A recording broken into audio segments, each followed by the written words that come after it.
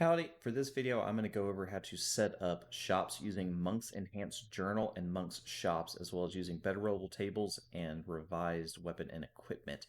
So this is for Foundry version 10 using build 285.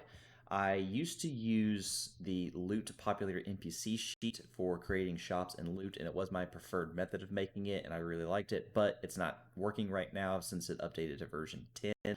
So I had to find kind of a workaround, and the loots or the monks sheets and shops like that have actually been working pretty well, and I do like it. So I'm going to set that up. And so I created just a base world to be able to show you real quick. And so here is just a generic shop that I had. This was actually from when I did Waterdeep Dragon Heist, and I actually realized how much my map making skills have improved since then, or well, my wife's map making skills. So I am going to show you the modules that we're going to be go over in this video. So I have 4 modules active right now. So I have better roll tables, Monk's Enhanced Journal, Monk's Shops, and the revised weapon equipment. The revised weapon equipment is a module that I like to use for when I'm using certain weapons and items from the SRD. The guy who made this module did a really good job of making the items actually accurate to what they look like. So I really like that. And he kind of enhanced the text of some of the weapons and stuff. And overall, it's a really good module. I really like it. So I'm not going to use that for this one in terms of adding things. I'm only going to use things from the SRD, but just want to kind of give it a shout out because it is a really good module. So to create a journal entry that is going to be your shop, you're going to go down to journals and you're going to create a journal entry. So you're going to have a drop down box right here. You're going to go down to shops, and then we're going to do test shop 2. And so we have a blank shop. It's got nothing in it. And you can be as descriptive or as little descriptive as you want to be with this. So what I personally like to do for this spot right here, you can change this image to whatever you want it to be. I typically like to add it to a character's token, so that way it looks like how I want them to look. Like, so if it's the person you're buying from and they have like a visual, like, okay, this is what they are. If you want it to be like an icon, like if you're buying like a weapon shop, whatever, you want to put like a picture of like a sword or an axe or something, you can use that. But I personally just like using tokens. I think it just creates a little bit more of a visual for the player.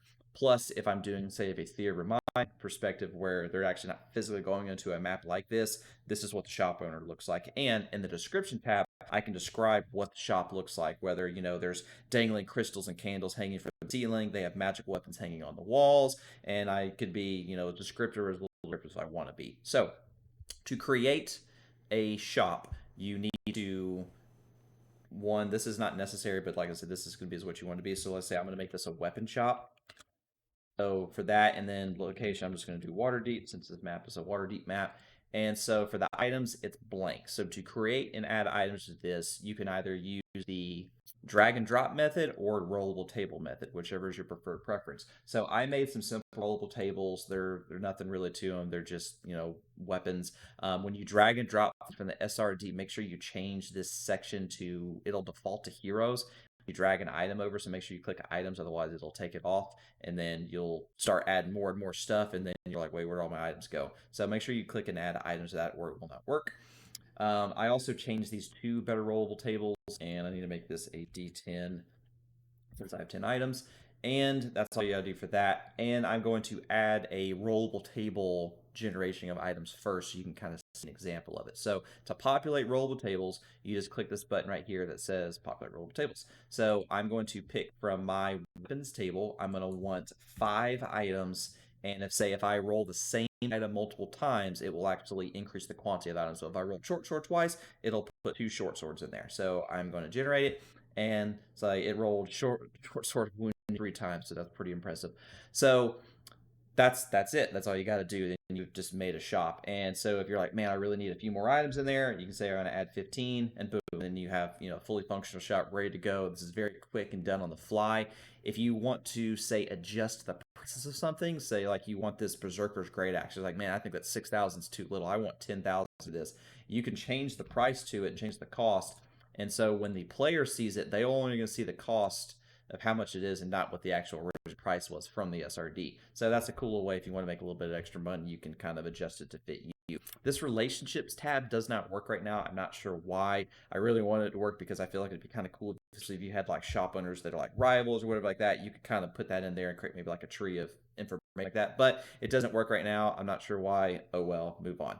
So the notes tab stuff that only you can see. So if you wanted to put information about that character, about that shop owner, so like may say they have like a prejudice against tieflings, or like whenever they see a tiefling, they get combative, and they have to make a persuasion check just to even have to sell something to them. It's like you can say like, all right, then you have to do a DC, persuasion check just to even buy from them.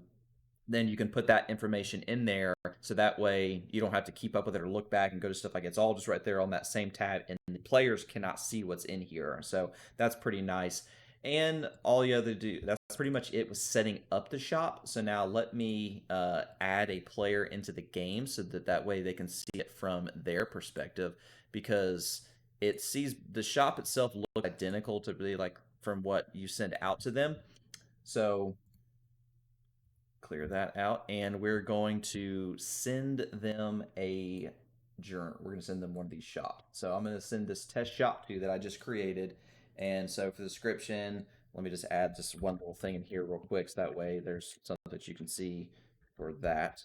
And save. Okay, so now I'm going to share this to the players. Now if you have multiple players in the game, and say you have two people like, hey, we're going to go into the shop and we want to go in here and try and get some stuff.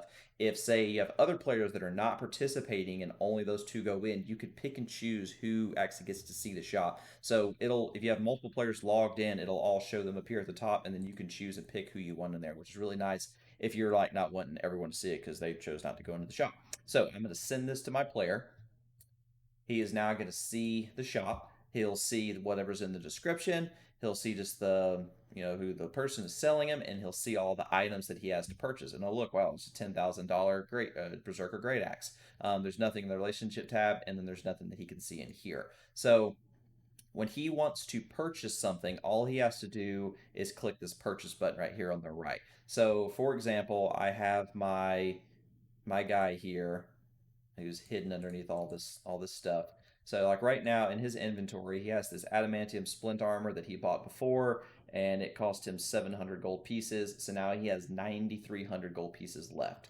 So he's going to go back into the shop, and he's like, you know what? I really need a short sword of wounding to go with my armor there. So he's going to buy this item. Now, if for whatever reason you put something in the shop, or you used a rollable table and you put a rare item in there, you didn't realize it, and you send it out and they want to buy it, you're like, ooh, crap, I didn't really want them to get that. You can actually refuse the transaction and tell them no.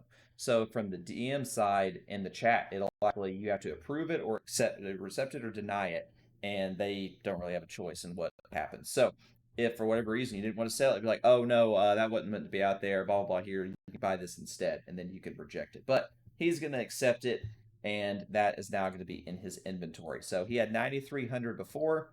Now he is down to 7,300, and he has his short sword of wounding now. What's also nice, so if you use this shop in the future and they wanted to go and shop again, especially if you're doing like a theater of mind perspective, it's like, all right, everybody, you're in Waterdeep.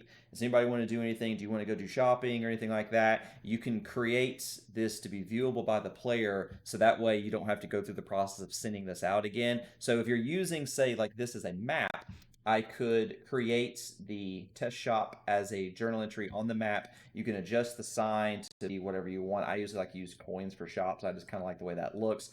And then what I will do is I will set this permission viewable by the player. And so this player can now observe this. Now, if I want to observe by all the people, I'll adjust it that way, and then I'll say the changes. You'll see in this that it will show a little icon that now they can see it. And on their end, they will now see the shop on the map that they can click on and view. Or if you're doing a theater of mind perspective and you're not using a map like this, then they can go to the journal tab and see the shop and can click on it and access it. That's pretty much it. And like I said, I really do like this. It has a really nice setup and a good kind of flow. It's not too hard to set up. I mean, you can build literally a shop in like 2 seconds and have it ready to go for your players. Overall, I really do like this. This is also how you make loot in a very similar fashion. I'm going to make a video on that specifically probably next day or so. If you have any questions about anything, please feel free to ask. And that's it. I'll talk to y'all later. Thanks. Bye.